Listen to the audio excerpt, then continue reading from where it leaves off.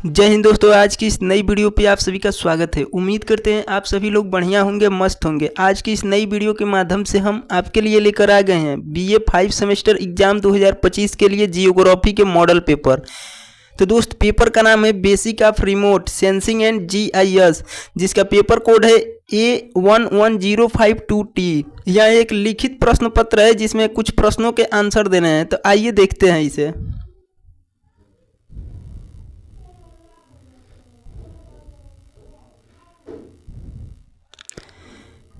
इस पेपर के दो भाग हैं, सेक्शन ए और सेक्शन बी।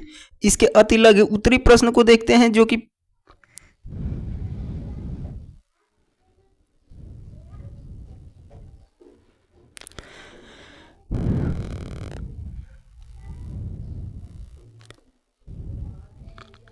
इसके अति लघु उत्तरी प्रश्न को देखते हैं, जो कि अति लघु उत्तरी प्रश्न में कुल 5 प्रश्न हैं। सभी 5 प्रश्नों के उत्तर दीजिए। इसके प्रत्येक प्रश्न के 3 अंकों का होगा। अधिकतम में 75 शब्दों में लिखना है।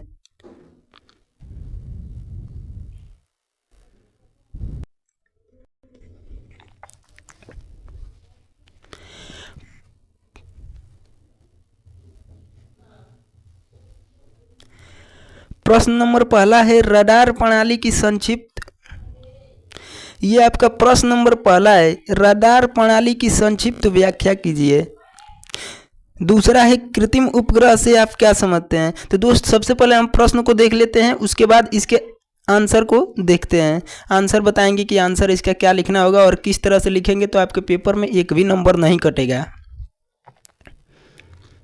क्वेश्चन नंबर 3 है, और रक्त किरणों से आप क्या समझते हैं। क्वेश्चन नंबर 4 है, IRS का पूरा नाम बताइए। तो दोस्त, आपका प्रश्न नंबर पहला है रडार प्रणाली की संक्षिप्त व्याख्या कीजिए। दूसरा है कृत्रिम उपग्रह से आप क्या समझते हैं, और तीसरा है और रक्त किरणों से आप क्या समझते हैं, और चौथा है IRS का पूरा नाम बताइए। और आपका 5वां प्रश्न है कंप्यूटर में आंकड़ा प्रबंधन तकनीकी पर टिप्पणी कीजिए। जो आपका कंप्यूटर में आंकड़ा प्रबंधन है उस तकनीकी पर टिप्पणी कीजिए। तो आइए हम सबसे पहले अति लघु उत्तरी प्रश्नों को देख लेते हैं, उसके बाद लघु उत्तरी प्रश्न को पढ़ा जाएगा। तो दोस्त, क्वेश्चन नंबर पहला का आंसर है रडार। रडार का पूरा नाम है रेडियो डिटेक्शन एंड रेंजिंग। यह एक इलेक्ट्रॉनिक प्रणाली है। जो आपका रडार है उसका पूरा नाम है रेडियो डिटेक्शन एंड रेंजिंग। यह एक इलेक्ट्रॉनिक प्रणाली है जो रेडियो तरंगों का उपयोग करके वस्तुओं का पता लगाने, उनकी दूरी, गति और दिशा निर्धारण करने के लिए उपयोग की जाती है। रडार आपका क्या है, यह एक radio detection and ranging electronic प्रणाली की मशीन है जिससे किसी वस्तु की दूरी, गति और दिशा निर्धारण के लिए इसका उपयोग करते हैं। आगे देखते हैं रडार प्रणाली के प्रमुख घटक, यानी जो रडार प्रणाली है इसके प्रमुख घटक कौन कौन से हैं। पहला है ट्रांसमीटर। यह रेडियो तरंग उत्पन्न करता है और उन्हें एंटीना के माध्यम से प्रसारित करता है। जो आपका ट्रांसमीटर है यह रेडियो तरंग उत्पन्न करता है और एंटीना के माध्यम से उसको एक जगह से दूसरी जगह प्रसारित करता है, यानी भेजता है। दूसरा है एंटीना। रेडियो तरंगों को प्रसारित करने के लिए परावर्तित तरंगों को प्राप्त करने के लिए प्रयोग किया जाता है। तीसरा है रिसीवर। यह परावर्तित तरंगों को प्राप्त करता है और उन्हें प्रोसेस करता है। चौथा है डिस्प्ले यूनिट। वस्तुओं की स्थिति और दूरी और गति को प्रदर्शित करता है, यानी स्थिति उसका डिस्प्ले पर उसकी स्थिति, दूरी को उस पर दिखाता है। आइए देखते हैं रडार की कार्य प्रणाली क्या क्या होते हैं।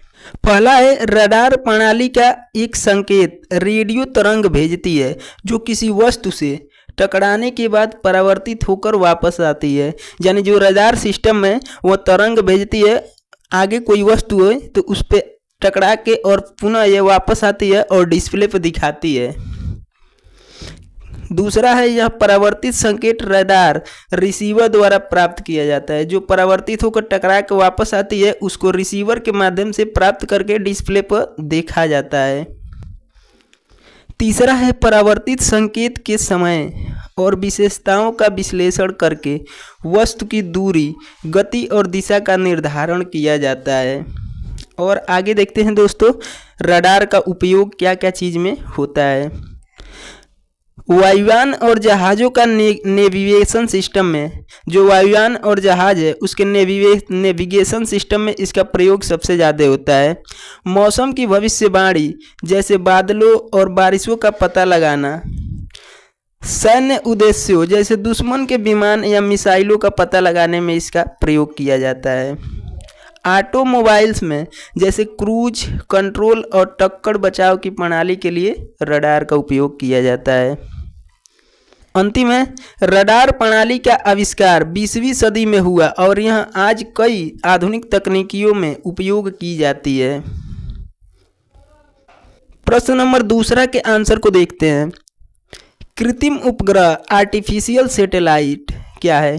वह मानव निर्मित उपकरण है जिसे अंतरिक्ष में प्रक्षेपित किया जाता है और जो पृथ्वी या किसी अन्य ग्रह की कक्षा में परिक्रमा करता है।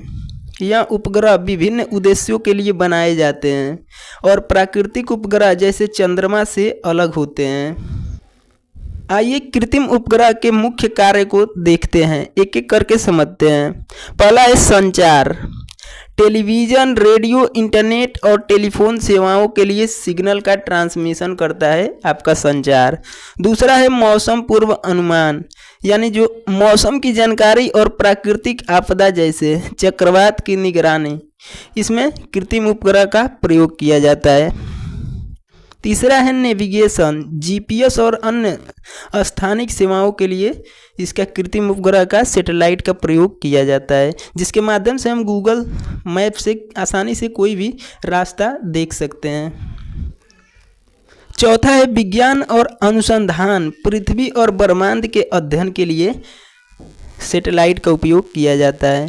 पांचवा है सैन्य उपयोग, जासूसी, निगरानी और सामरिक जानकारी के लिए भी इसका प्रयोग किया जाता है। आइए आगे देखते हैं कृत्रिम उपग्रह के प्रकार, यानी कौन कौन से इसके प्रकार होते हैं। पहला है भू स्थिर उपग्रह।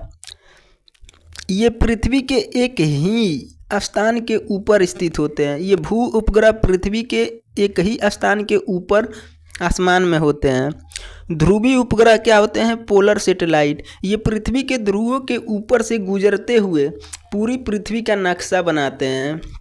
तीसरा है संचार उपग्रह, कम्युनिकेशन सैटेलाइट। ये संचार नेटवर्क स्थापित करने के लिए यूज होता है। चौथा है मौसम उपग्रह, जिसे वेदर सैटेलाइट कहते हैं। मौसम संबंधी डेटा प्राप्त करने के लिए इसका किया जाता है। तो दोस्त इस प्रकार से आप हेडिंग बना बना के लिखेंगे तो आपके एग्जामिनर एक भी नंबर नहीं काटेंगे और आपको पूरा में से पूरा नंबर लाने की चांस अधिक रहता है। आइए इसके कुछ प्रमुख उदाहरण देखते हैं। अंतरिक्ष में भेजा गया पहला कृत्रिम उपग्रह स्पुतनिक फर्स्ट था, जिसे 1957 में सोवियत संघ रूस ने भेजा था। भारत का पहला कृत्रिम उपग्रह आर्यभट्ट है, जिसे 1975 में लॉन्च किया गया था। कृत्रिम उपग्रह तकनीकी ने विज्ञान, संचार और रक्षा क्षेत्र में क्रांतिकारी परिवर्तन लाए हैं। प्रश्न नंबर तीसरा के आंसर को देखते हैं। अवरक्त किरण, जिसे इंफ्रारेड कहते हैं। इंफ्रारेड का अर्थ होता है विद्युत चुम्बकीय तरंगों के उस भाग से है जिसकी तरंग दर वेवलेंथ दृश्य प्रकाश से अधिक और माइक्रोवेव से कम होती है। ये किरण मानव आँख से दिखाई नहीं देती है, लेकिन इन्हें गर्मी के रूप में महसूस किया जा सकता है। जो आपके ये इंफ्रारेड किरण है, ये मानव आँख से दिखाई नहीं देते हैं, लेकिन इन्हें गर्मी के रूप में महसूस किया जा सकता है। अवरक्त किरणों की विशेषताएं, इन किरणों की क्या क्या विशेषताएं हैं, आइए एक एक करके समझते हैं। पहला है तरंगदैर्ध्य। अवरक्त किरणों का तरंगदैर्ध्य लगभग 700 नैनोमीटर से लेकर 1 मिलीमीटर तक होता है।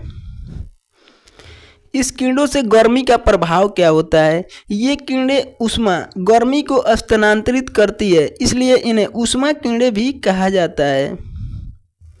इसके उदाहरण के रूप में क्या हम देखते हैं, जब हम सूर्य के प्रकाश में होते हैं तो हमें गर्मी जो महसूस होती है वह मुख्य रूप से अवरक्त किरणों के कारण ही होती है। इसके उदाहरण में क्या हम कह सकते हैं कि जब सूर्य के प्रकाश में जब हम होते हैं तो जो गर्मी होती है हमको, वह मुख्य रूप से अवरक्त किरणों के कारण ही होती है। प्रश्न नंबर 4 के आंसर को देखते हैं। IRS से इसरा का पूरा नाम क्या है? Infrared science archive, infrared science archive. या नासा जो अमेरिका के एक स्पेस एजेंसी है। नासा का प्रमुख डेटा केंद्र है जो अवरक्त खगोल विज्ञान इंफ्रारेड एस्ट्रोनॉमी से संबंधित आंकड़ों का संग्रह, प्रबंधन और वितरण करता है। इसे कैलिफोर्निया इंस्टीट्यूट ऑफ टेक्नोलॉजी के द्वारा संचालित किया जाता है।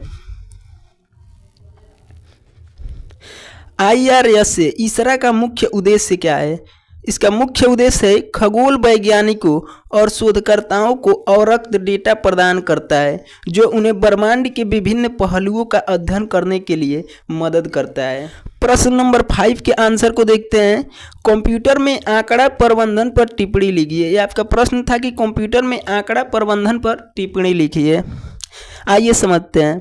कंप्यूटर में आंकड़ा प्रबंधन डेटा मैनेजमेंट का अर्थ होता है कि डेटा को व्यवस्थित, संग्रहित और संरक्षित और प्रभावी ढंग से उपयोग करने की प्रक्रिया यह आधुनिक डिजिटल युग का एक महत्वपूर्ण हिस्सा है, क्योंकि हर उद्योग और संगठन को अपने कार्यों को सुचारू रूप से संचालित करने के लिए डेटा की आवश्यकता होती है। आगे समझते हैं आंकड़ा प्रबंधन के मुख्य पहलू। आंकड़ा प्रबंधन के मुख्य पहलू कौन कौन सी है? पहला है डेटा संग्रह, जिसे डाटा कलेक्शन कहते हैं। डाटा विभिन्न स्रोतों जैसे ऑनलाइन फॉर्म, सेंसर, डेटाबेस से एकत्र किया जाता है। दूसरा है डेटा भंडारण, डेटा स्टोरेज। डेटा स्टोरेज को हार्ड डिस्क, क्लाउड, डेटाबेस में संग्रहित किया जाता है। भंडारण में डेटा की सुरक्षा की पुनर्प्राप्ति क्षमताओं का ध्यान रखा जाता है। तीसरा है डेटा सुरक्षा। डेटा को अनधिकृत उपयोग, चोरी या हानि से बचाने के लिए इनक्रिप्शन और बैकअप सिस्टम का भी उपयोग किया जाता है। इसका निष्कर्ष देखते हैं।